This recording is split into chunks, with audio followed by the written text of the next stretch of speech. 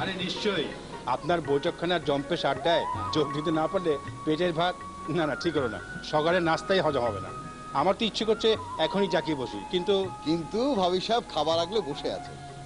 সত্যি ভাই, একটা কপাল নিয়ে এসেছেন আপনি। হ্যাঁ, আমার স্ত্রী তো আমাকে এই বয়সে একা ছেড়ে স্বার্থপর মতো চলে গেল ওপারে। বিধির বিধান কি আর করবেন বলুন। তবে যিনি নেন তিনি আবার দেনও। আপনার পুত্রবধূটি কিন্তু দারুণ ভালো। শুধু আপনাকে নয়, বলতে গেলে আমাদেরও একবেলা দেখাশোনা করে। না, সত্যি সত্যি আমার পুত্রবধূটি খুব ভালো, একেবারে মায়ের মতো। চলি, হ্যাঁ, একটু পরে দেখা হচ্ছে। চলেন চলেন চলেন।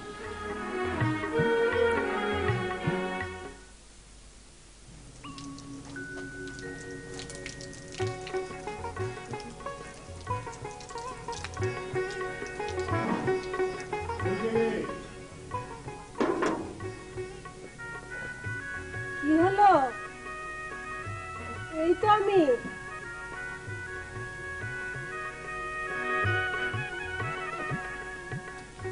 তোমার প্রিয় টোস্ট বিস্কিট নিয়ে এসেছি, চা খাবো। আমি জানি চায়ের সাথে টোস্ট বিস্কিট তোমার খুব প্রিয়। অনেক ধন্যবাদ। ভাজাভুজি খাওয়ার চেয়ে এই টোস্ট বিস্কিট অনেক ভালো। তাছাড়া এই বয়সে মিষ্টি ভাজাভুজি শরীরের জন্য ভালো না। রাসু, আমি জানি তোমার কি পছন্দ। অনেক হয়েছে, এই বয়সে আর ভালোবাসা দেখাতে হবে না। আরে কি বলছো, এই তো বয়স। এখন কর্ম থেকে অবসর নিয়েছি। সারা জীবন তো শুধু ছেলে মেয়েদেরকে মানুষ করলাম, পরিশ্রম করলাম, তুমি সংসারের ঘানি টানলে। এখন তো কর্ম থেকে অবসর নিয়েছি, দেখতে দেখতে কতগুলো দিন চলে গেল, তাই না রাসু? এখন এখন আর আমাদের কোনো দায়ভার নেই। তুমি আর আমি মিলে বাকি কটা দিন হাসি খুশিতে কাটিয়ে দেব। চলো, চুলোর উপর চায়ের পানি বসিয়ে রেখেছি, তোমার দেরি থেকে আমি ওই গাছে পানি দিতে এলাম। চল। আচ্ছা ঠিক আছে, শোনো, ওই চা খেয়ে তারপরে তুমি আর আমি মিলে দুজনায় গাছের পরিচর্যা করা যাবে, ঠিক আছে? চল।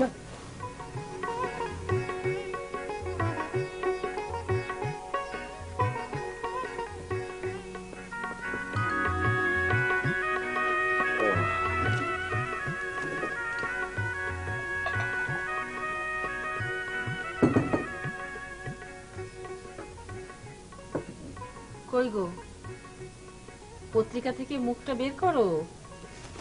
দাঁড়াও দাঁড়াও, গোটা বিশ্ব এখন হয়েছে গ্লোবাল ভিলেজ।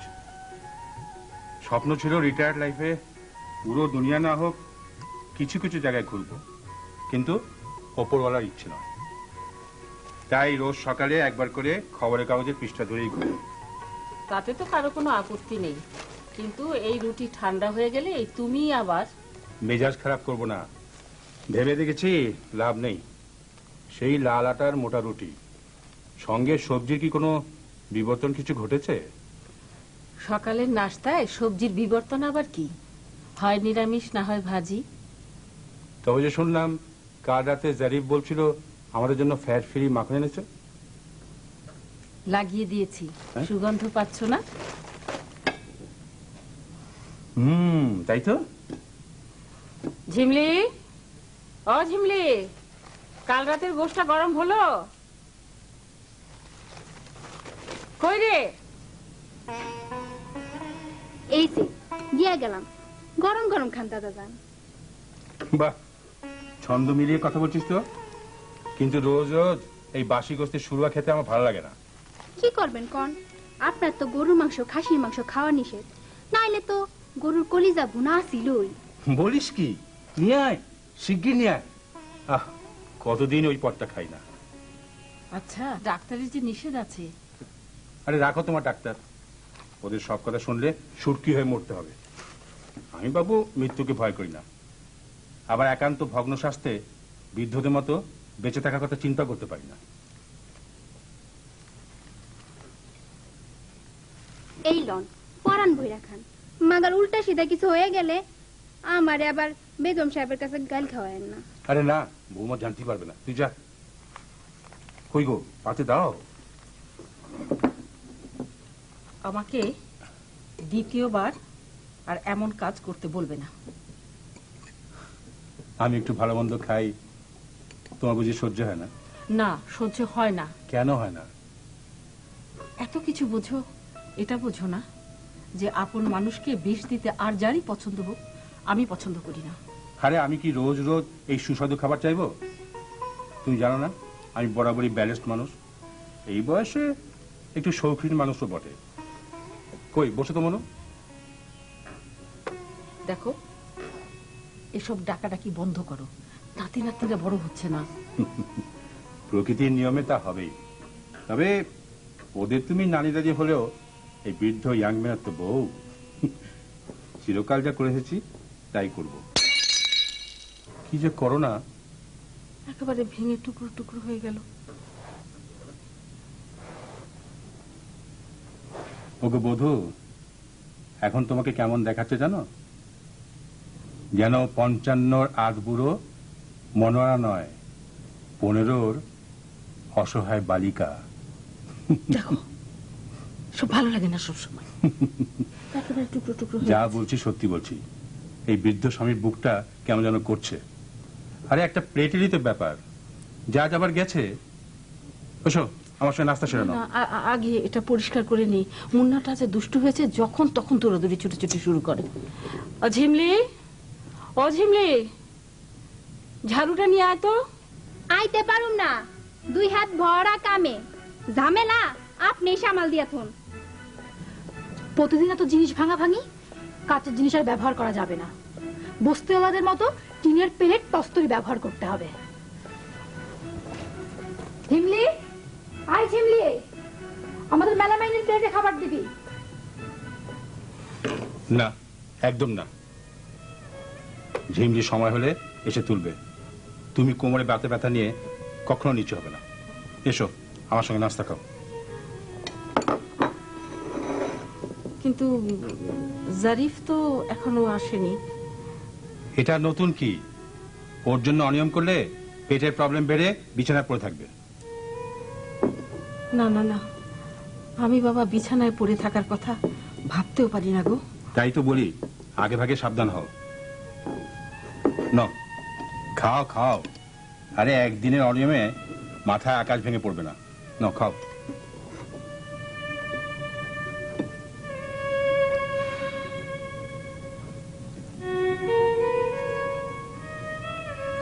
চলো নাস্তা করে নেই।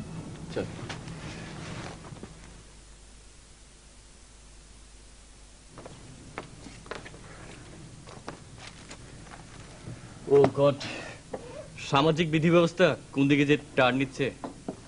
মানুষ মানুষকে শুধু হত্যা নয়, বর্বর কায়দায় টুকরো টুকরো করে ফেলে রাখছে যেখানে সেখানে। ঘটনা বাস্তবে ঘটতে পারলে ছাপতে দোষ কোথায়? দোষগুণের কথা জানি না, কিন্তু সামাজিক প্রেক্ষাপটে আতঙ্ক বাড়ে। বাড়ে নয়, বলো গৃহস্থ আরো সচেতন হয়। বৌমা তো ঠিকই বলেছে বাবা। বসো। এই জন্য তো বলি মা, দিনকালের যা অবস্থা, আলাদা বাড়ি নিয়ে থাকা একদম উচিত না। আমরা কোথায় আলাদা বাড়িতে রে? নিচের তলায় আমাদের ভাড়াটিয়া শেরালি সাহেব তার পরিবার নিয়ে আছেন না? তা আছেন, তারা সংখ্যায় 4 জন, আমরা 7 জন। পুরুষা অফিসে গেলে বাড়ি একদম ফাঁকা। এই তো সেদিন কলিং বেল টিপে শহরের ভেতর ডাকাতি হয়ে গেল। ভাড়াটে এসে রুগী, ইলেকট্রিক মিস্ত্রি। বাদ দাও তো সব, খেতে দাও একটু শান্তি মতো। ওরা আপনাকে ডিমের হাফ বয়েল দিয়েছিল তো মা? না না, মানে আসলে আমার চেয়ে তোমার শ্বশুরের প্রয়োজনটাই বেশি। কেন? ওনাকেও তো দিতে বলেছি। ঝিমলে, আয় ঝিমলে।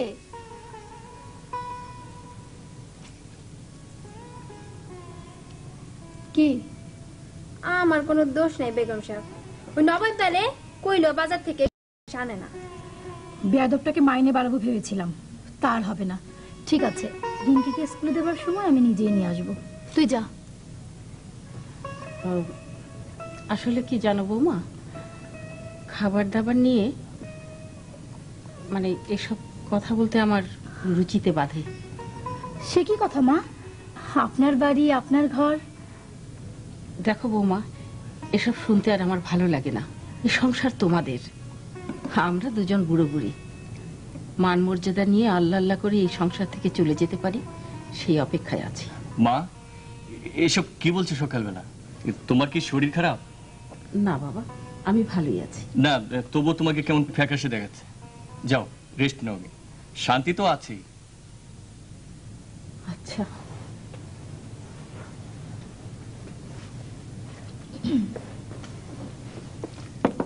কি ব্যাপার বলো তো? কানাডা থেকে কোনো খারাপ খবর এসেছে? মনে হয় না, পিতা ছেলে মেয়ে নিয়ে ভালোই আছে। তবে আমি কি করে জানবো? বউ কি কখনো মেয়ে হয়? নইলে এই বাড়ির বাবা মার জন্য আমি কি না করি। তোমার দেওয়া টাইট সংসার খরচা থেকে টাকা বাঁচিয়ে ওনাদের জন্য এটা সেটা কিনি। তো ওই যে বললাম, যতই করো বউ কি কখনো মেয়ে হয়? আরে রেগে যাচ্ছ কেন?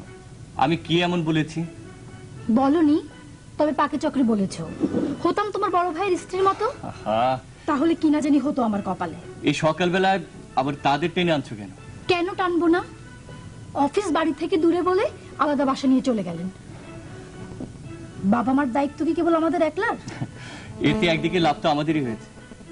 বাবা মার সঙ্গে আছে বলে বাড়ি ভাড়া লাগছে না, উল্টো নিচতলার ভাড়াটাও আমরা পাচ্ছি। তাই তো ওদের ভাবভঙ্গি কেমন অহংকারী অহংকারী। বাবা তো বলতে গেলে আমায় হুকুম করে কথা বলেন, মা তার কানে সলা পরামর্শ কিছু দেন, আমি বলে মুখ বুঝে সবকিছু মানিয়ে নেই। এই জন্য তো তুমি শান্তি, নিখাত শান্তি। কই এবার হাসো, একটু হাসো।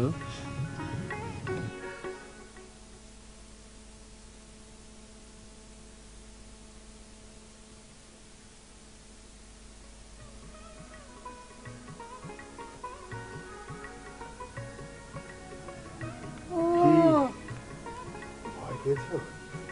এত দেরি করে এলে? তুমি না বলে গেলে তাড়াতাড়ি ফিরবে। আমি তো চিন্তায় অস্থির, বললে 5টার মধ্যেই ফিরবে, আর এত দেরি। বলবো না, দেখি মনে পড়ে কিনা। সবসময় হেয়ালি করো না তো।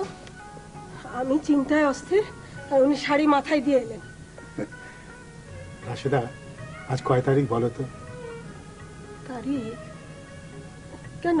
আজকে ডিসেম্বরের 8 তারিখ। তোমার তো এত মন ভরা ছিল না। তুমি তো সারা জীবন আমাকে দোষারোপ করতে যে আমি উদাস, আমি মন ভোলা, আমি সবকিছু ভুলে যাই। আজ থেকে 40 বছর আগে তোমাকে বধূ করে ঘরে নিয়ে এসেছিলাম। আজ আমাদের বিবাহ বার্ষিকী। এক কিশোরী মেয়েকে ভালোবেসে ঘরে আমি আজকে বধূ করে নিয়ে এসেছিলাম। আমার সেই অফুরন্ত প্রাণ শক্তির এই ছোট্ট উপহার। এই ছিল তোমার মনে? আচ্ছা। জানো রাসু, আজকে তোমাকে সারপ্রাইজ দেবো বলে ওই পার্কে হাঁটাহাঁটি করে তারপর একটু মার্কেটে গেলাম। সেজন্য তো ফিরতে এত দেরি হলো। পছন্দ হয়েছে? হ্যাঁ, খুব সুন্দর। পার্কটা কি সুন্দর, কিন্তু এই সময় এতগুলো টাকা খরচ না করলেই পারতে। রাসু, আর কটা দিন বলো, জীবন তো প্রায় শেষ হয়ে এলো। আল্লাহর কাছে বলি যেন সুস্থভাবে মরতে পারি। এইসব কথা বলো না তো। রাসু, যাও না, শাড়িটা পরে এসো, তোমাকে আমি তো চোখ ভরে দেখি। পরবো, কিন্তু আমার একটা শর্ত আছে। শর্ত? হ্যাঁ। ঠিক আছে, বলো, হুকুম করো। আমার কাছে কিছু টাকা আছে, তুমি সেই টাকা নিয়ে তোমার নিজের জন্য একটা চাদর কিনবে। শীত তো প্রায় এসেই গেল। ঠিক আছে, চাদরটা পুরনো হয়ে গেছে। সে হবে ক্ষণ।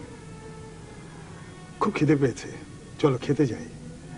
খাওয়ার পরে আরো অন্য কথা আছে তোমার সাথে। আমারও কিছু কথা ছিল তোমার সাথে। চলো এসো।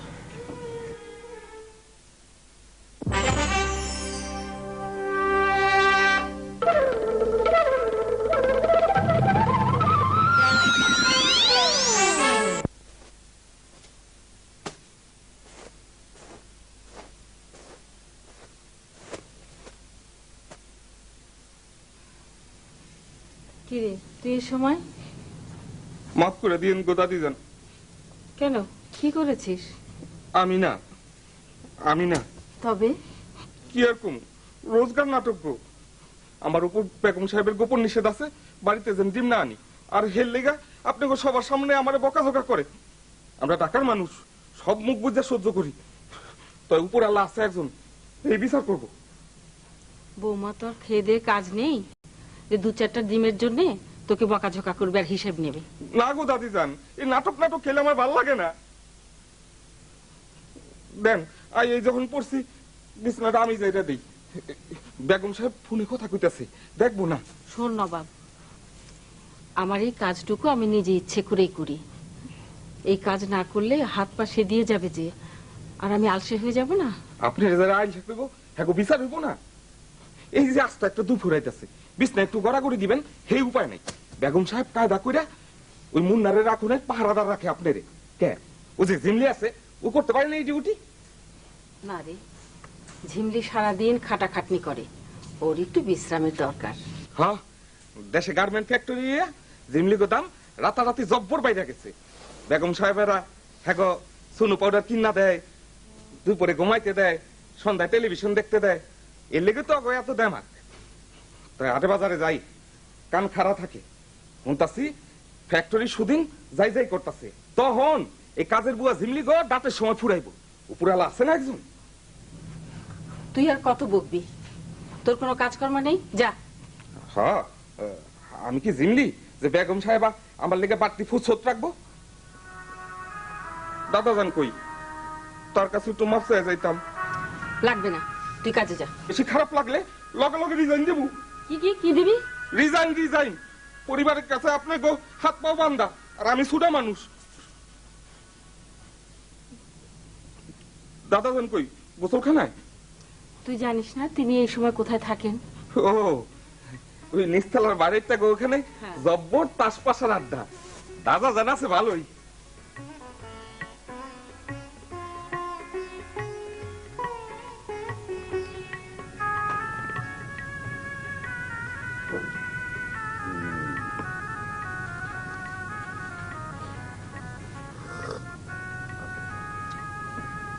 না, বৌমা আমাদের চাটা বানায় দারুণ ভালো।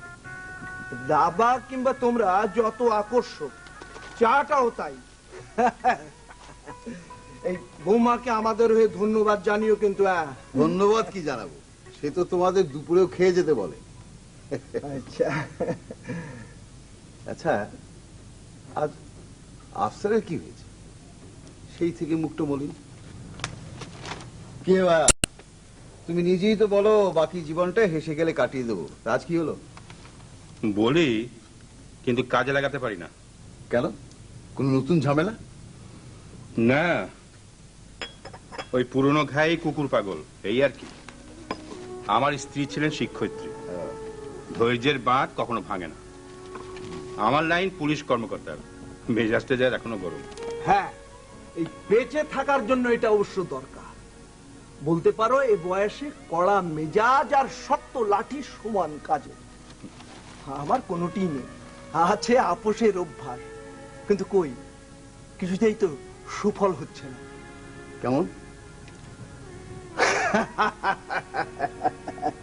আরে তুমি হচ্ছ গিয়ে রাজপুত্রের মতো সুখী মানুষ, তুমি আমাদের দুঃখ অসুবিধা বুঝবে কি করে? হ্যাঁ, কেমন করে বুঝবো? তুমি তো খুব চাপা মানুষ। হতে হয় ভাই, হতে হয়। অভিজ্ঞতা থেকে বুঝেছি, যে ঘায়ের ওপিঠ নেই সেটা খোঁচালেই ব্যথা বাড়ে, রক্ত ঝরে বেশি। কিন্তু ভাই, আমার অভিজ্ঞান একটু অন্যরকম। কথা যত বাইরে ছড়াবে, যন্ত্রণার দাহ তত বেশি কমবে। আচ্ছা, কিছু করতে পারি আর না পারি, সমবেদনা তো জানাতে পারবো। ওইটুকুই। কি করি, দিনকাল পাল্টাচ্ছে। আগের দিনে বৃদ্ধ বাবা মা ছেলে মেয়েদের সংসারে ডাটের সঙ্গে দিন কাটাতো। এক সময় ছেলে মেয়েদের মানুষ করার দায়িত্ব বাপ মা হাসি মুখে পালন করত। প্রতিদানে পরবর্তী সময়ে ছেলে মেয়েরা বাপ মায়ের শেষ বয়সে দায়িত্ব পালন করত। কিন্তু এখন তো থামলে কেন? বলে যাও, বলে যাও, বলো। না,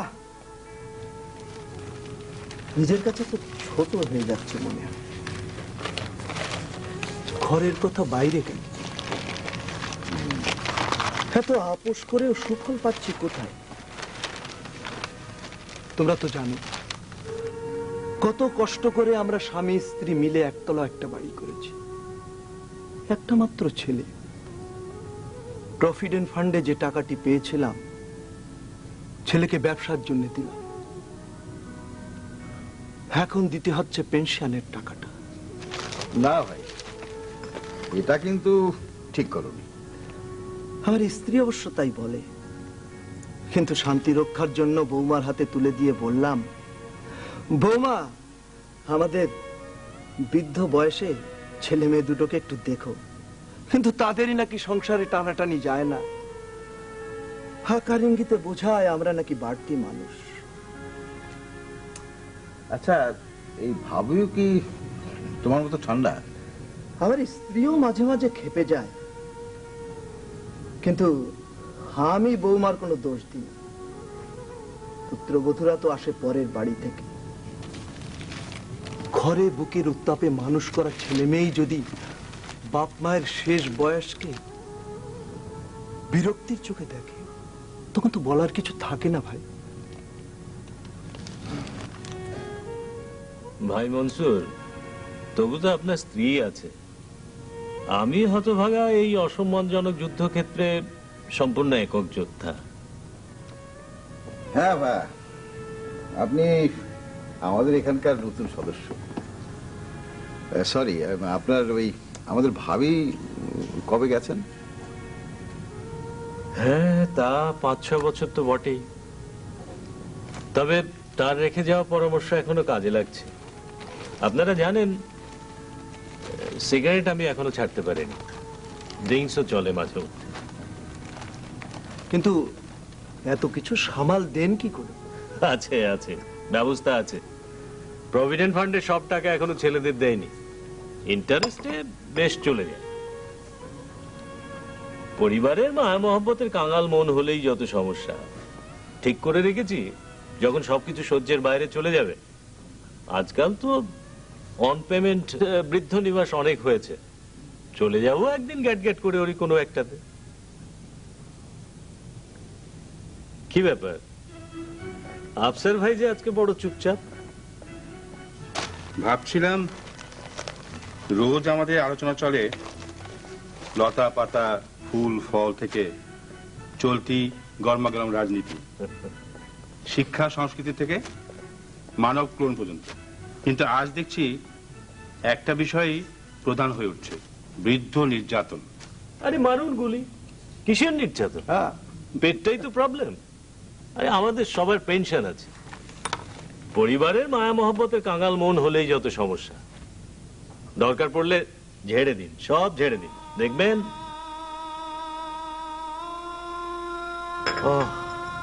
উঠতে হয়, আজান পড়ে গেল। মসজিদে যাবেন তো?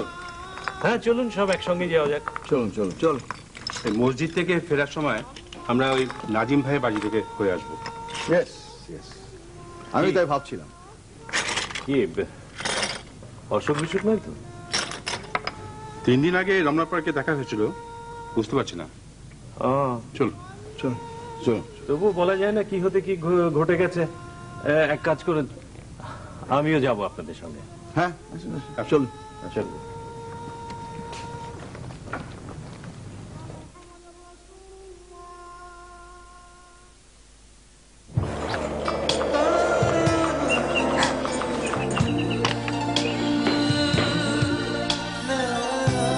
রাজকুমারী, তোমাকে এই অমূল্য উপহার।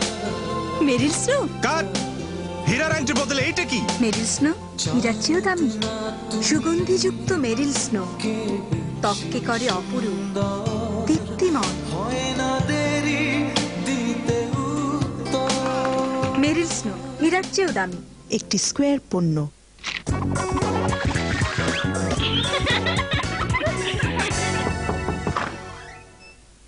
এগুলো কিসের দাগ? রং, চকলেট। কাপড়ের একই অবস্থা। এত চিন্তা কিসের, আছে চমক আলট্রা। কাপড়ে নতুন চমক দিতে এলো চমক আলট্রা ডিটারজেন্ট পাউডার। এর অভিনব ওয়াটার সফটনার যে কোনো ধরনের পানিতে তৈরি করে প্রচুর ফেনা, আর এর আলট্রা অ্যাক্টিভ কঠিন ময়লা দাগ পরিষ্কার করে নিমিশেই। চমকই চমক আনে, করে পুরোপুরি পরিষ্কার। একটি স্কয়ার পণ্য। কি এমন পাপ করেছিলাম যে এই বৃদ্ধ বয়সে বিচ্ছেদের কষ্ট দিচ্ছ। দেখো বুলু বাবুলের মা, কারা আমাদের খবর নিতে এসেছেন। বসেন বসুন ভাই, বসুন। এদের জন্য একটু চা পানের ব্যবস্থা কি করা যায় বুলু বাবুলের? খবরদার ওই নামে আমাকে ডাকবে না। ডাকি আর না ডাকি কি করে অস্বীকার করবে যে আমরা ওদের বাবা মা? বাবা মাই ছেলেদের করুণায় বেঁচে থাকা দুটি প্রাণী। আমি একটু চায়ের ব্যবস্থা করি। কিছু দরকার নেই ভাবি, আপনি একটু স্থির হয়ে বসুন তো। খবরটা শোনার পর থেকে খুবই খারাপ লাগছে। আপনারাই বলুন ভাই সাহেব, এই বৃদ্ধ বয়সে কত সমস্যা, কত সুখ দুঃখে যার সঙ্গে একাত্ম, সেই স্বামী যদি না থাকে এই জীবনে। ছেলে মেয়েরা তো বড় হয়ে গিয়েছে, যে যার মতন ব্যস্ত। আমরা দুজনে দুজনকে নিয়ে বেশ ছিলাম, কিন্তু ছেলেদের তা সইল না। আহ বুলু বাবুলের মা, অমন করে বলছো কেন? ওদের হয়তো খরচে পোষাচ্ছে না, তাই আমাদের দুজনাকে দু ছেলের বাসায় থাকতে হবে। এতে হয়তো আমাদের একটু কষ্ট হবে। তবু ওই নিমখারামদের নিয়মই আমাদের মেনে চলতে হবে। আহা, ব্যাপারটা একটু অন্য দৃষ্টিতে দেখো। আমি তো ব্যবসা করতাম, আমার কোনো প্রভিডেন্ট ফান্ড নেই, পেনশন নেই। ওরা দুজন মাঝারি গোছের চাকরি করে। ওদের নিজেদের সংসারের পর আমাদের টানা। না না, কথাটা আপনি ঠিক বলেননি নাজিম ভাই। বাবা মায়েরা কি চিরকাল ফলবন্ত গাছের মতো স্নেহের কাছে অবনত থাকবে? আপনাদের এই বয়সে এইভাবে আলাদা করে দেওয়া বুলু বাবুলের খুব অন্যায় সিদ্ধান্ত। ডাকুন দেখি ওদের একটু কথা বলি। ওরা ওরা এখনো কেউ অফিস থেকে ফেরেনি। কিন্তু বৌমারা তো নিশ্চয়ই ঘরেই আছেন। আমার অভিজ্ঞতা কি বলে জানেন, এই বৌমারাই হচ্ছে আসল মুখ, ছেলেরা মাইক মাত্র। না ভাই, সব ক্ষেত্রে কিন্তু ব্যাপারটা প্রযোজ্য নয়। আমার বড় ছেলে বড় বৌমা ভালো, মানে আমাদের জন্য বেশ ভালো। আমার ছোট ছেলের একটু দাপট বেশি। ছোট বউ বড় লোকের মেয়ে, তাছাড়া ছোট ছেলে বড় ছেলের চেয়ে বেশি মাইনের চাকরিও করে। তাই আপনার সেজো ছেলেটি কোথায়? ও পাবনার মানসিক হাসপাতালে, কিন্তু ও সুস্থ হয়ে গেছে। ডাক্তাররা বারবার চিঠি দিয়ে বলছে ওকে নিয়ে আসার জন্য, কিন্তু বুলু বাবলু কেউ রাজি হচ্ছে না। আর আমরাও চাপ দিতে পারিনি। কিন্তু ভাই, এত আপোষ করার পরও কি হলো বলুন?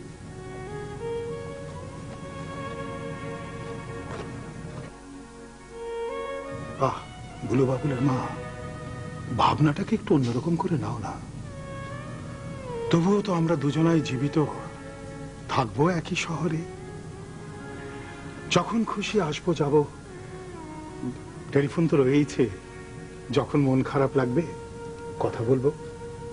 না না, এ রীতিমতো অন্যায়। আপনি মেনে নিচ্ছেন, কিন্তু আমি হলে বিদ্রোহ করতাম। তাতে অবস্থাটা আর একটু নড়বড়ে হতো। আমাদের ভাই সময় শেষ। তোমাদের এখনো বয়স আছে, মেরুদণ্ড সোজা থাকলে মনও শক্তি সঞ্চয় করতে পারে। কই গো, গোছানো হলো? গুছিয়ে ফেলো। কিছু যখন করতে পারছি না, তখন আর দর্শক হয়ে বসে থেকে কি দাও? চলুন সরকার সাহেব, আমরা উঠি। সাজিম ভাই, ভাই পার্কে দেখা হবে আপনার সঙ্গে। আচ্ছা, আসসালামু আলাইকুম। হ্যাঁ, নিশ্চয়ই দেখা হবে। নাজিম ভাইয়ের হয়ে আমিই বলছি, রমনা পার্কের এই নির্মল পরিবেশ আমাদের মতো মানুষদের জন্য বেঁচে থাকার এক দুর্লভ ট্যাবলেট। আসি। আচ্ছা চলো।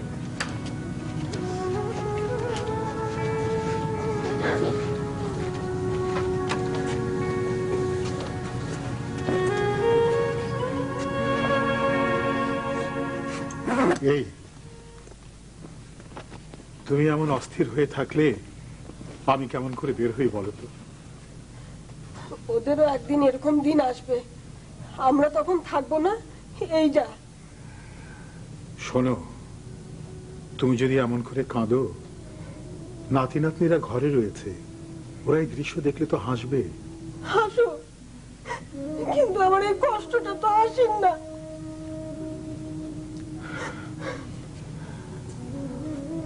হ্যাঁ, যাব।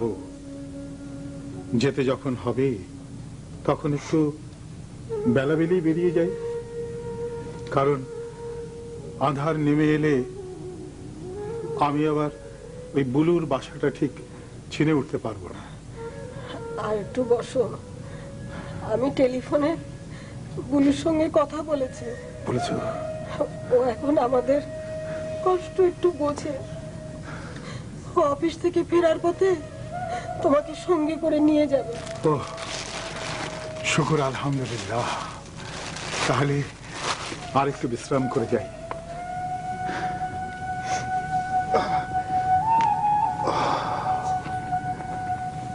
বুলু বাবুলের মা,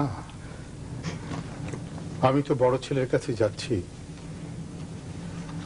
ও তো বাবলুর চাইতে আমাদের প্রতি অনেক সদয়, কিন্তু তুমি তো বাবলুর কাছে থেকে যাচ্ছ। আমাকে নিয়ে চিন্তা করো না, আমি তোমার মতন এত নরম সরম নই। আর কোনো অঘটন যদি ঘটেই যায়, তুমি কিছু মনে করো না।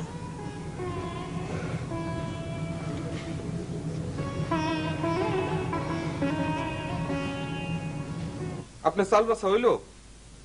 এই প্রায় শেষ। এত তারা কিসের?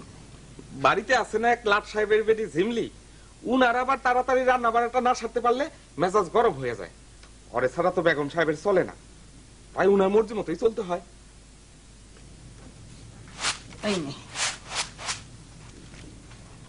দাদি যান, কথা কই একখান, বাজার হাট তো কম করি না, কিন্তু বাড়িতে খানা খাদ্যের মেনু হয় 2 রকম। আপনারা 2 জন তো রাইতের খানা খান 9টায়, বেগম সাহেবরা খায় একটু রাইত কইরা। তখন কি বলে কত কেজি থাকে জানেন না আপনি? জানি রে পাগল, জানি। আর তুইও জেনে রাখ, এই বয়সে বেশি খাই খাই করলে শরীর স্বাস্থ্য ভালো থাকে না। কথাটা আপনি ঠিক করলেন না। দাদা জান পায় রাগ করে না খানা খাদ্য লইয়া। মুখ্য সূক্ষ্ম মানুষ হলে কি হইব আমিও বুঝি। ভালো ভালো খাওন এই বয়সে আপনার গই দরকার। কি দরকার না দরকার সেটা আমি ভালো বুঝবো। তুই এখন যা তো।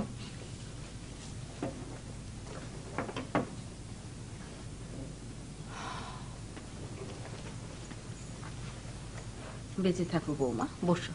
ভালো আছেন তো মা? হ্যাঁ মা, এখন যেমন থাকা দরকার তেমনই আছি। কার চিঠি? আপনার। আসার পথে পিয়ন দিল, কানাডা থেকে পৃথা পাঠিয়েছে। তাই? দাও দাও। 2-3 সপ্তাহ হয়ে গেল ওর কোনো খোঁজ নেই। ভালোই হয়েছে। আপনি পড়ুন মা, আমি একটু শান্তির কাছে যাই। আচ্ছা মা, এসো। শান্তি। আরে ভাবি, এ সময় তুমি অফিস নেই? নেই আবার। এমডি সাহেবের বাবা মারা গেছেন, তাই অবেলায় অফিস ছুটি। ভাবলাম যাবার পথে তোদের একটা খবর নিয়ে যাই। কি রে, তোর পায়ে কি হলো? নতুন আর কি, সেই চৌকাঠে হোঁচট খেয়ে বুড়ো আঙ্গুল ছিলে যাওয়া, রক্ত পড়ছে। কেন যে আগের বাড়িগুলোর ঘরে এমন চৌকাঠ দেওয়া হতো? আমার তো মনে হয় ঘরের বউদের জন্য এই ব্যবস্থা, যাতে চৌকাঠে পা আটকালেই মনে পড়ে সে ঘরের, মানে সনাতন সংসার বৃত্তের বাইরে পা বাড়াচ্ছে। তা হয়তো হবে, কিন্তু বুড়ো আঙ্গুল ছিলে যাওয়ার জন্য জারিফকে এত করে বললাম ওটা ভেঙে ফেলতে। কে কার কথা শোনে? মুখে শান্তি শান্তি করে, কাজে লবডঙ্গা। হ্যাঁ, তা আসল কথার কদ্দূর এগুলো? বলে না কে স্পষ্ট করে কিছু? তুমি জানো? কিছু কিছু। দাঁড়া, তোর ভাসুর এখন জারিফের অফিসেই আছে, ফোন করে জানি ঘাস কাটার কদ্দূর কি হলো।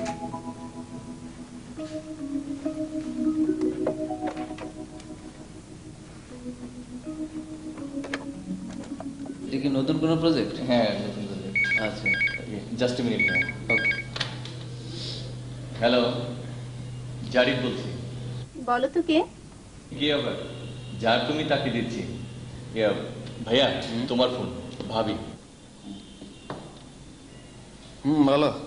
না, এমনি তোমার কণ্ঠস্বর শোনার জন্য শুধু। শুনলে তো এবার রাখো, খুব জরুরি কথা বলছি। আসলে সে কথাটাই জানতে চাচ্ছিলাম। রাখি। বল, ওই কাজটার কি হলো রে? অনেকটাই গিয়েছে। জমি মাত্র 5 কাঠা, ওরা কেমন কেমন যেন করছিল না? তা করছিল, কিন্তু ভালো পাড়ায় বড় রাস্তার ধারে বাড়ি বলে শেষ পর্যন্ত রাজি হয়ে গেল। কতলা বিল্ডিং উঠবে? 7 থেকে 8। আমরা পাবো কটা ফ্ল্যাট? বড় হলে 3টা আর ছোট হলে 4টা। আর তুই কি বলেছিস? তোমার সাথে পরামর্শ না করে আমি কি বলবো? আমার মনে হয় যে 2টো করে পেলে একটা ফ্ল্যাট ভাড়া খাটানো যায় আর একটা নিজেরা থাকা যায়। তাই এটা ফাইনাল না, দেখি শাহানা কি বলে। ভাইয়া, বাবা মা জানেন না ব্যাপারটা।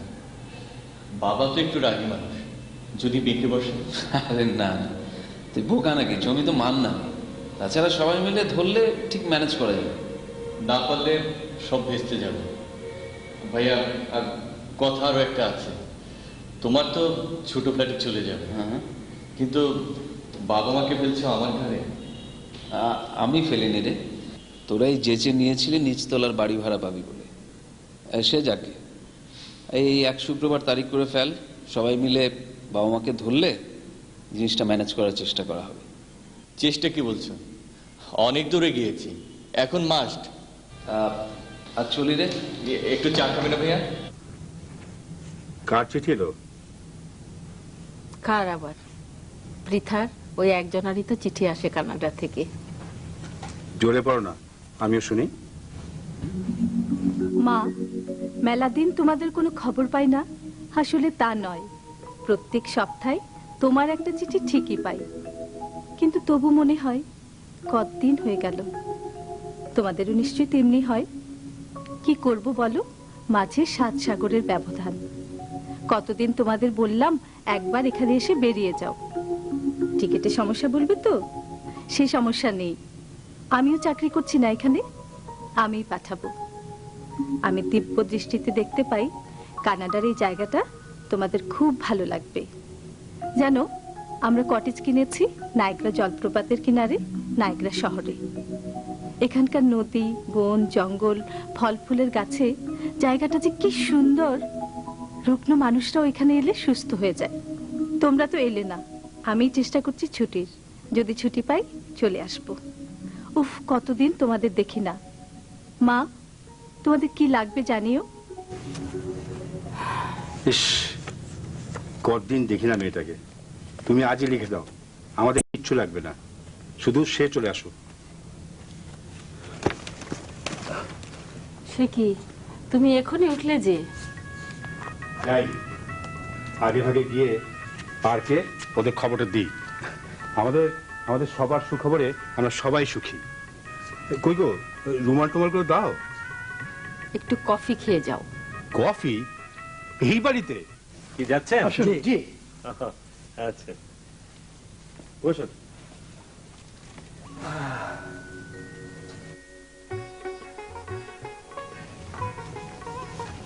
এই যে ভা, বলো তো এটা কোন গাছের পাতা?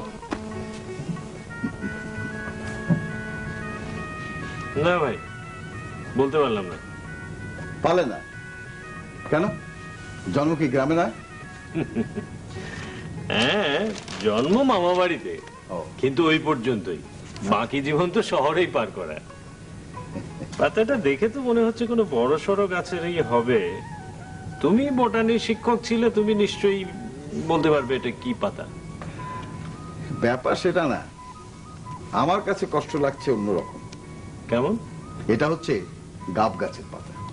ও, আমাদের প্রজন্ম গাব গাছ চেনে না, গাব ফল চেনে না।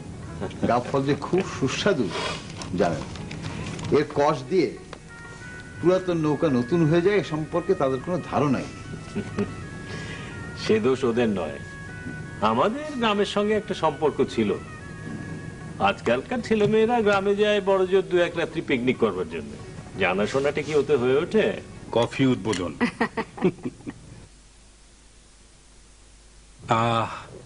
কি যে শান্তি লাগছে। ওই বেটা পালাচ্ছিস কেন?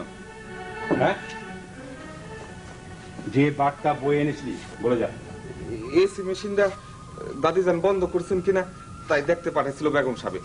লচ্ছার স্টুপিড, তোর বেগম সাহেবকে কি বল এসির খরচাটা আমার ছেড়ে দেয়, তার বাপের বাড়ি থেকে আসে না।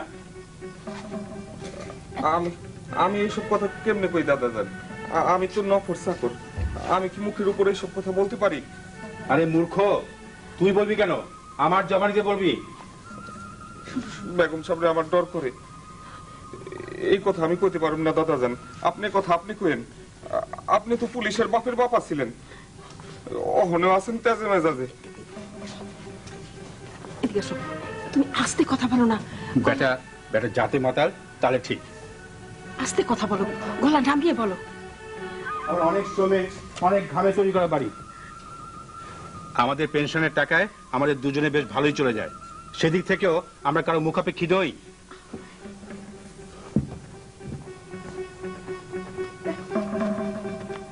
শুধু রোগে ভোগে আমাদের দেখে, সেটাও যে এখনো টিকে থাকা মধ্যবিত্ত সামাজিক চোখে ভয়, অন্তরের টানে নয়, সে আমি ভালোই বুঝি। আচ্ছা, তুমি এত চিৎকার করে অশান্তি ডেকে এনো না তো, আমার ভালো লাগে না। শান্তি রক্ষার ভার কি শুধু আমাদের, ওদের নয়? শোনো, আমি একটা কথা বলি। আজ না হয় তুমি মাঠে নাই গেলে? যেতেই হবে, ঘরে থাকা মানে তো প্রেশার হাই করা।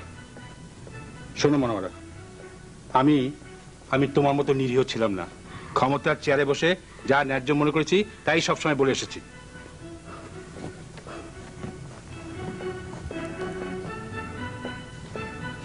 কিছু বলবে? বললেই তো তুমি আবার বলবে নাতি নাতনি বড় হয়েছে, এসব কি এখন মানায়? কিন্তু শেষ জীবনে এসে আমি একটা মহাজ্ঞান লাভ করছি মনু। প্রত্যেক পুরুষের বিয়েটা করা উচিত এই বৃদ্ধ বয়সের সময়টার কথা ভেবে। দিনকাল যাওয়া এই সময়টার জন্য স্ত্রী ছাড়া দরদি আর কেউ নেই। ভালোবাসার কথা বললে না যে? না, তা কেন? ওরও রকম ভেদ আছে, অবস্থার বদল আছে।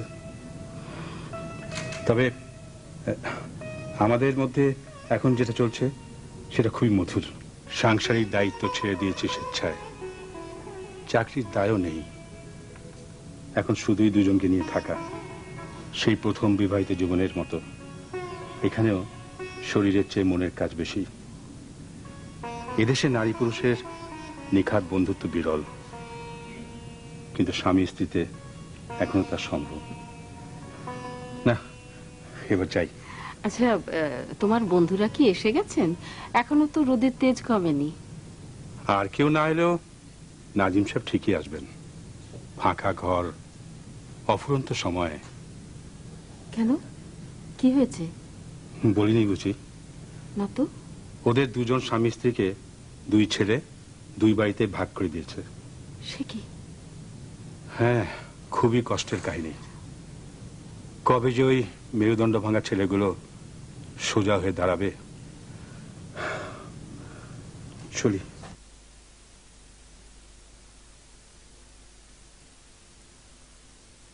কপাল ভালো। ইস, জামাটা শেষ। এই দাগ, জামা ছেড়ে গেলে উঠবে না। ভাবনা নেই, এসে গেছে চাকা ওয়াশিং পাউডার। এর সুপার ক্লিনিং সিস্টেম সাদা কাপড়ের ময়লাও তুলে আনে গভীর থেকে। আবার চাকা ওয়াশিং পাউডার, কম খরচে সহজে কাপড় হবে ধবধবে, একটি স্কোয়ার পণ্য।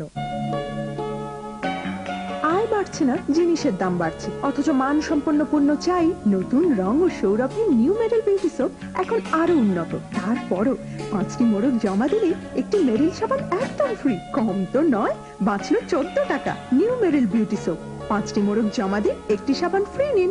নয়নের মনিরে আদর মমতা ভালোবাসার ছোঁয়া কেন ভুলে গেলি রে তুই সেই নয়নের মনি। জুই নারিকেল তেল, মানুষের মমতায় প্রাকৃতিক শুদ্ধতা। কপাল ভালো থাকলে দুর্লভ কোনো পক্ষী দর্শন আমাদেরও হয়ে যেতে পারে। এই যে ভাইয়া না, বেঞ্চে বসে বাদাম খাও, তারুণ্যের প্রতীক। আজকাল হজম করতে বড় প্রবলেম হয়, দিন তবুও খাই।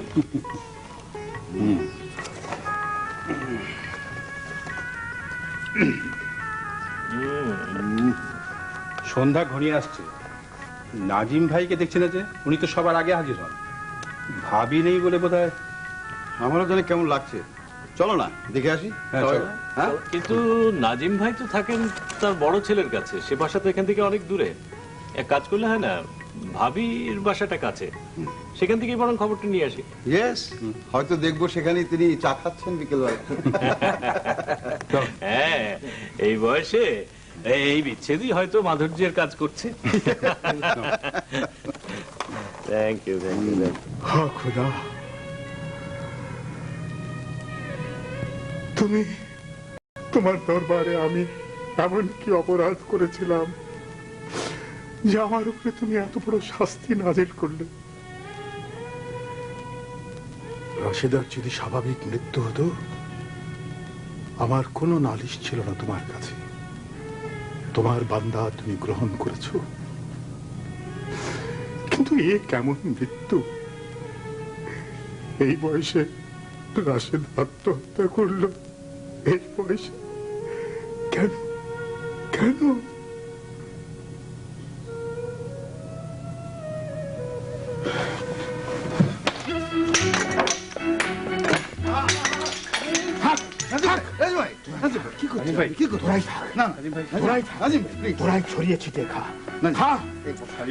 ঠান্ডা হয়ে বসুন তো। ভাবির কি হয়েছিল নাজিম ভাই, কি হয়েছিল?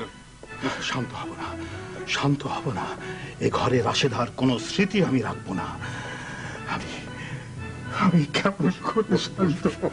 শান্ত হন নাজিম ভাই, শান্ত হন, বসুন।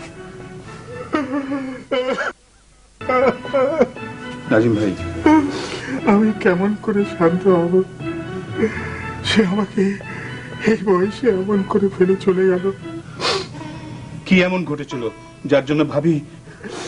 কিচ্ছু হয়নি, তাকে জ্যান্ত হত্যা করা হয়েছে। তার মানে? সে কীটনাশক খেয়ে আত্মহত্যা করেছে। বলেন কি? বড্ড বেশি আত্মমর্যাদা সম্পন্ন মহিলা ছিলেন। আমাদের বিচ্ছেদ নিঃসঙ্গতা কিছুতেই সে মেনে বরদাস্ত করতে পারেননি। তাই কারোর বিরুদ্ধে প্রতিবাদেও সে রাজি ছিল না। তাই আমার কথা না ভেবে নিজেকে বাঁচাতে সে স্বার্থপর। নাজিম ভাই, মুর্দাকে দোষ দিতে নেই নাজিম ভাই। বাড়িতে নিশ্চয়ই এমন কিছু ঘটেছিল যা সে নিজেও বলতে পারে। কেন পারেনি? কেন পারেনি?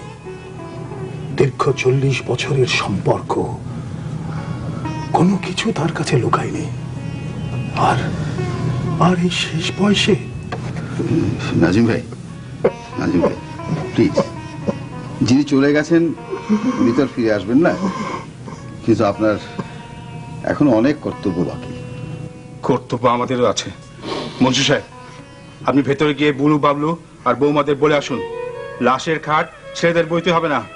আমরা 4 বুলো বেড়ে লাশ কাঁধে নিয়ে গোরস্থানে যাব। যান, বলে আসুন।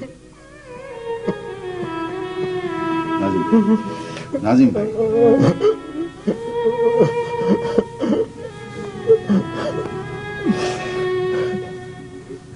আসল কথাটা ঝটপট বলে ফেল। ওই বড়দের একটা দল আছে না, আমরা যাকে নাদিম চাচা বলি, তার স্ত্রীর আজ কুলখানি। বড় স্যাড মৃত্যু। ইস, এই বয়সে এমন কাণ্ড করতে পারেন ভাবতেও পারি না। শান্তি, তুমি শান্তি নষ্ট করো না তো। এমন করছো যেন তোমার নিজের মাই কাণ্ডটি করেছে। আলাই বালাই, আমার মা অমন কাণ্ড করতে যাবেন কোন দুঃখে?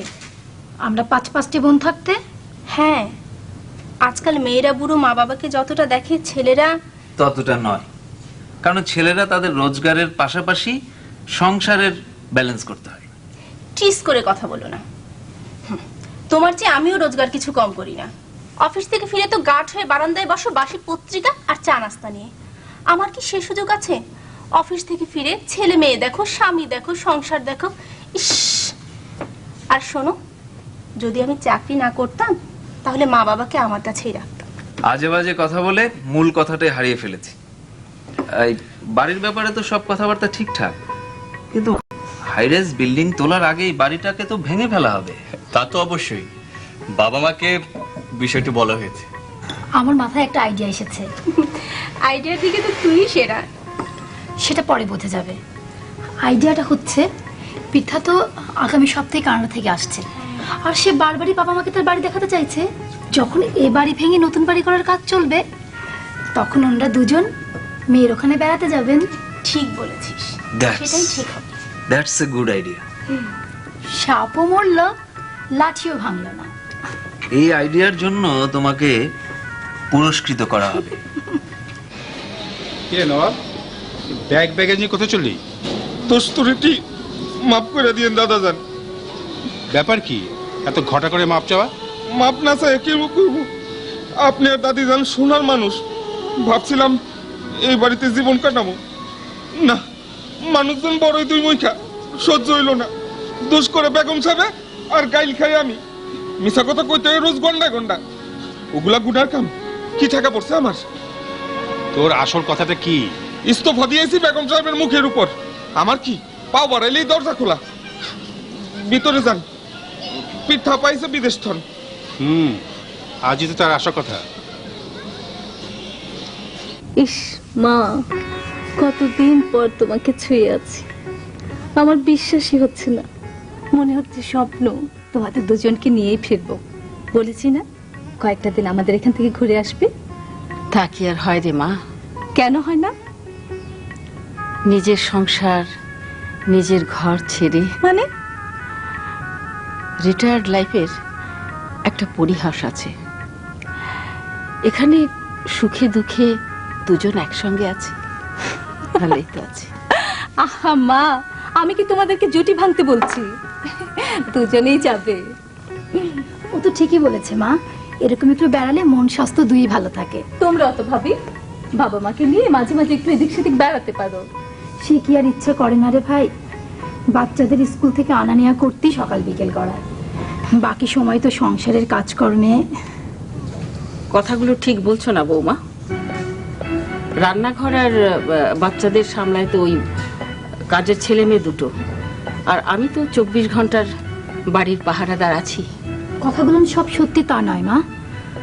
তাও যদি মানি আপনার ছেলের এত কামায়, যা ছড়িয়ে ছিটিয়ে জীবন চলে, কর গুনে গুনে হিসেব করে সংসার চালাতে হয়। আপনি তা বুঝেও যেন বুঝতে চান না, এতে শান্তি নষ্ট হয়। তোমার শ্বশুর বলেন শান্তি রক্ষার জন্য দুপক্ষের সমান ব্যাপার। তার জন্য তুমি আমাকে দায়ী করো না বৌমা। দায়ী নয় মা, অসুবিধার কথা বলা। দুটি কাজের মানুষ ছাড়া সংসার অচল। থামো না ভাবি, এতদিন পর দেশে এলাম কি এসব দেখার জন্য? ঘাট হয়েছে ননদিনী, মাফ করে দিও।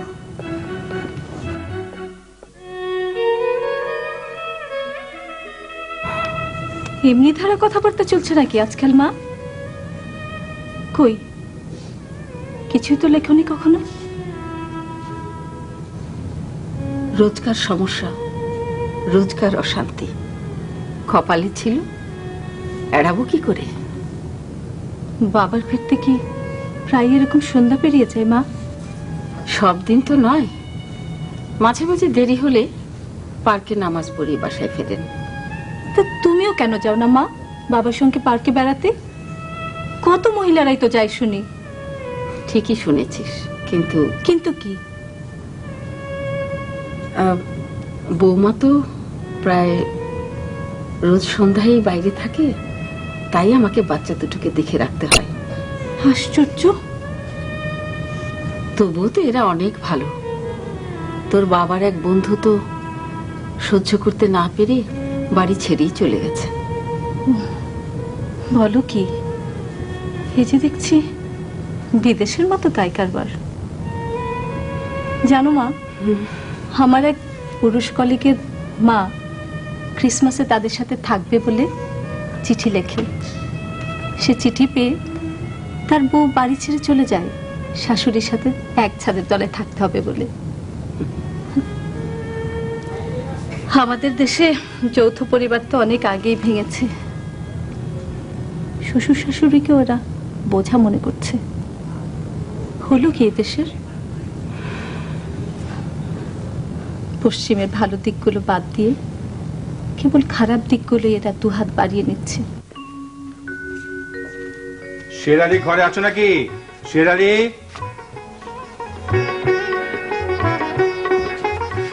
আরে নবাব তুই এখানে? ওই যে বলছিলাম না দাদা যান, পাও পারালে সামনে দরজা খোলা, আমার হেরেন ৯,০০০ কি হয়েছে। শেরালি সুস্থ তো? আল্লাহর মসজিদে একেবারে টনটনা, ঘর সংসার গুছাইতেছে। আপনারা বসেন। স্যার, স্যার দেখা যান আপনার কাছে কার আইছে। আরে জানতাম তোরা আসবে। এরা হলো বন্ধু। ওই যে কোন পণ্ডিত বলেছে না, কৈশোর আর যৌবন ছাড়া বন্ধুত্ব জমে না। একেবারে ভুল। হ্যাঁ, এই দেখ, বসো বসো বসো বসো। ভাই নবাব, যা যা যা, চায়ের পাড়ি চড়িয়ে 1 কেজি সন্দেশ, যা যা যা। ব্যাপার কি বলতো, 3 দিন ধরে পার্কে যাও না? আরে আমি তো ভাবলাম শেষ বয়সে না আবার দ্বিতীয় পক্ষ ঘরে নিয়ে এলে। আরে ভাই, আসলে সেটাই করা উচিত ছিল। পারলাম কই, ছেলে মেয়ের মুখের দিকে তাকিয়ে পারলাম না। কি লাভ হলো? তিলে তিলে বুঝিয়ে দিল আমি বুড়ো এবং তাদের বোঝা। তোমার বাড়ির এদিকটাই কখনো আসেনি? ঘর বদলিয়েছ নাকি? ঘর কি বলো, পুরো সংসার। আমার বাড়িতে থাকবে, আমার উপর খবরদারি করবে, তা হতে দিচ্ছে না। আমি ওই নবাবকে নিয়ে আলাদা হয়ে গেছি, ওদেরকে বাড়ি ছাড়তেও বলে দিয়েছি।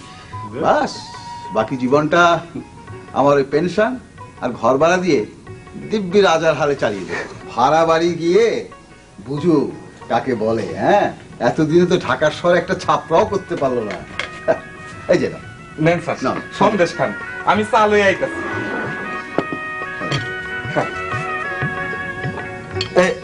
আমি লোভ সামলাচ্ছি, আমার আবার ডায়াবেটিস। আরে ভাই, একটা সন্দেশ খেলে ডায়াবেটিসে কিচ্ছু হবে না। নাজিম সাহেব শোকে দুঃখে উমরা করতে চলে গেলেন। এ সময় থাকলে নিশ্চয়ই খুশি। হ্যাঁ, খুশি হচ্ছে অনন্ত সুখ। উনি ওমরা থেকে ফিরে এসে হবে। তাহলে আমরা একটু সন্দেশ খেয়ে স্লোগান দেই, কি বলেন? হ্যাঁ, দুনিয়ার বুড়ো। কাজটা একদম ভালো করনি। বাবা মা বাড়িঘর কাদের জন্য করেন? ছেলেদের জন্য। আর সেই বাড়ি ভেঙে হাই রাইজ বিল্ডিং হবে, অথচ তোমরা তাদেরকে জানানোরও দরকার মনে করনি। শেষ লগ্নে যখন বাড়ি ভাঙার মাত্র 2 মাসও বাকি নেই।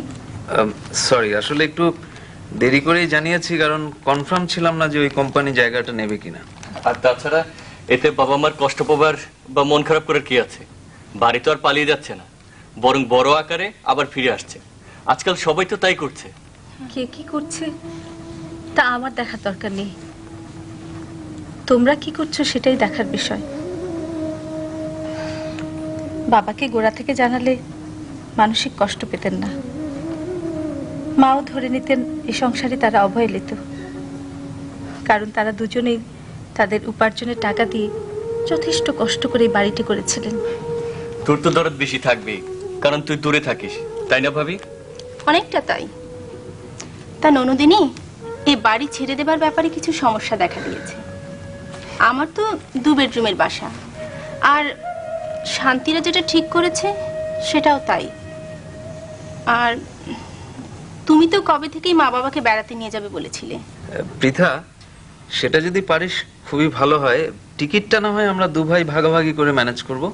তোমাদের কাউকে ম্যানেজ করতে হবে না, ওটা আমি নিজেই পারবো।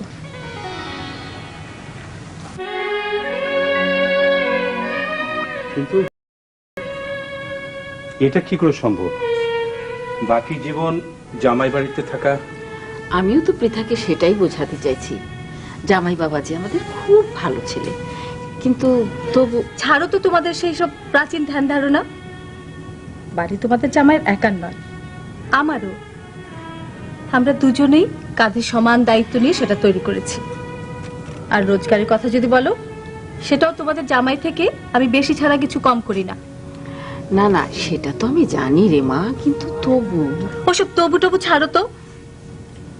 আমি তোমাদের দুজনকেই আমার কাছে নিয়ে যাব, এবং তোমরা মানসিকভাবে প্রস্তুত থাকো। এই দায়সারা সংসারে আর কোনোদিন ফিরে আসবে না। জীবনের বাকি দিনগুলো আমার ছেলে মেয়েদের সঙ্গে নায়গ্রা নদী আর ঝর্ণার মাঝে কাটাবে।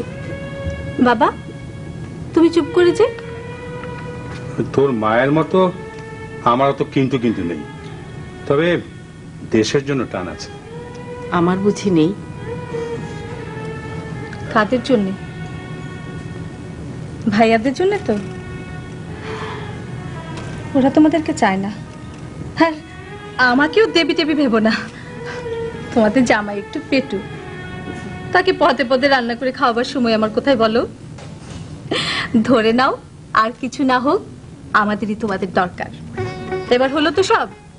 গ্লানি কাটিয়ে পরিষ্কার মনে চৌকাঠের বাইরে পাবারও দেখি। সেই ভালো। আগের দিনে দরজায় চৌকাঠ থাকতো, নইলে দরজা ফিট হতো না। এখনো সবাই বাড়ায়নি। মডার্ন স্থাপত্য ওসব গ্রাহ্যই করে না। হর হামেশা চলছে নিত্য নতুন প্রযুক্তির চমক। আগের দিনের ঘরণীরা চৌকাঠ পেরোতো মৃত্যুর পর, আর আমি পেরোবো জীবিত অবস্থায়। অত সেন্টিমেন্ট পুষলে দুঃখ ভোলা যায় না। যুগ বদলাই, দিন বদলাই, তোমাদেরও বদলাতে হবে। আমি না হয় ছেলে না হয়ে মেয়ে হয়ে এসেছি, কিন্তু সন্তান তো তোমাদেরই। সেটা তো আমি অস্বীকার করছি না মাগো। তবে মন শক্ত করো, গোছগাছ শুরু করো। বাবা, আমি দুঃখ কষ্ট পরিহাসের মধ্যেও মেরুদণ্ড সোজা মানুষ। যাই। কোথায়? পার্কে। ওরা হয়তো এতক্ষণে বসে আছে। মুখে হয়তো বলবে হারাধনের 10টি ছেলে একটি একটি করে দল ছেড়ে চলে যাচ্ছে, কিন্তু মন থেকে জানি ওরা খুশি হবে এবং তোকে দোয়া করবে।